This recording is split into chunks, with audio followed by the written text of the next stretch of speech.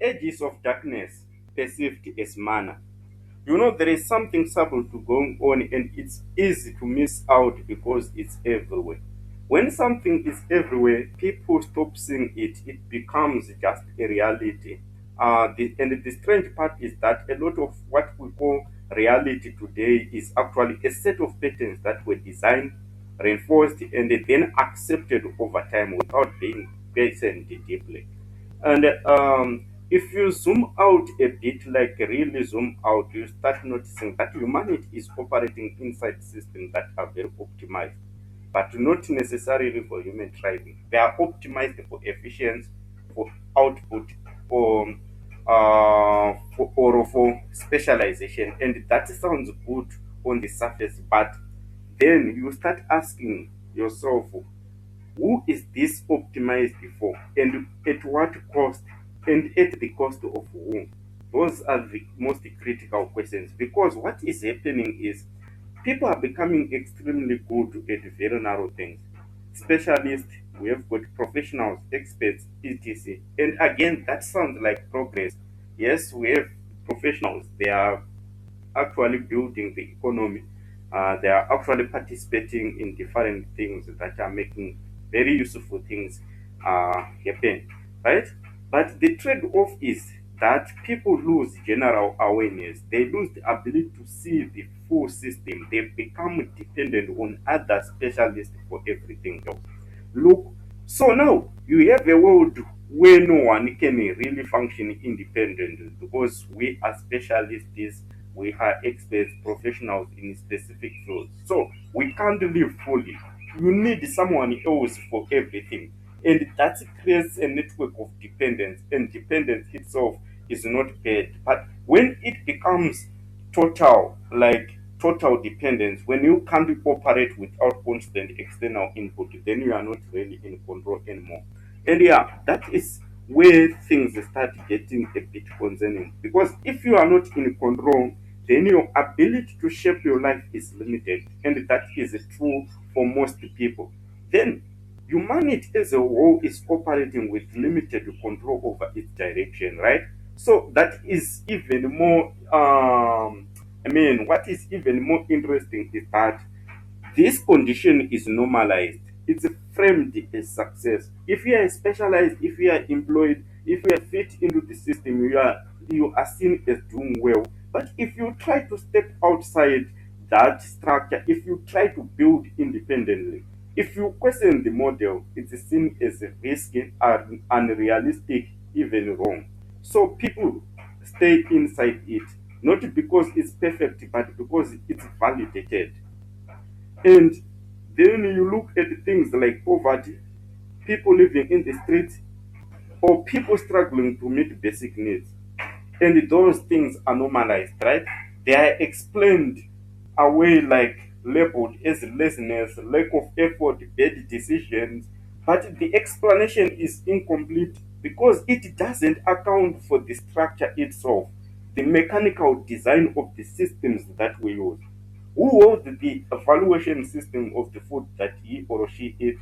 Who holds the evaluation system of his healthcare facilities? Who holds the valuation systems of what he or she wears? No one. Because if a system consistently produces outcomes where a large number of people struggle to survive, then it's not an individual issue, it's a systemic issue. And yeah, that is the key point. When something is systemic but perceived as normal, it becomes invisible. And when it becomes invisible, it becomes very difficult to change. So now we have a situation where humanity is operating in a kind of constrained state, but perceiving that state as acceptable, even necessary, like that is how things are, you know, is actually critical. And that is where the idea of manna comes in, because manna is something people rely on daily. It sustains them, it keeps them going, but also conditions them to depend on it. So, if the current systems, the job structures, and the dependencies, if those uh, are acting as manna, human manna, then people rely on them without questioning them. whether they should or they are not, because people are not intelligent. It's because, you know, it's not because people are not intelligent, it's because the system is coherent, it explains itself, it reinforces itself, it just gives enough stability to keep people inside it. But stability is not the same as freedom, because that is where it gets important to really think clearly. So if people are not owning the systems they depend on, if they don't participate, or if they do participate but not control, or if they are surviving but not fully shaping their outcomes, are they really free? No. If they are not fully free, then can humanity actually progress to its full potential? No, because freedom is not just about technology advancing, it's about human advancing with it. And yeah, right now there is this mismatch. Technology is accelerating, systems are scaling, but human empowerment is not scaling at the same rate. So you get this gap where things are improving on the surface, but underlying structures still limits people. Right? So that is why this can be described as the age of darkness, not in the sense of activity.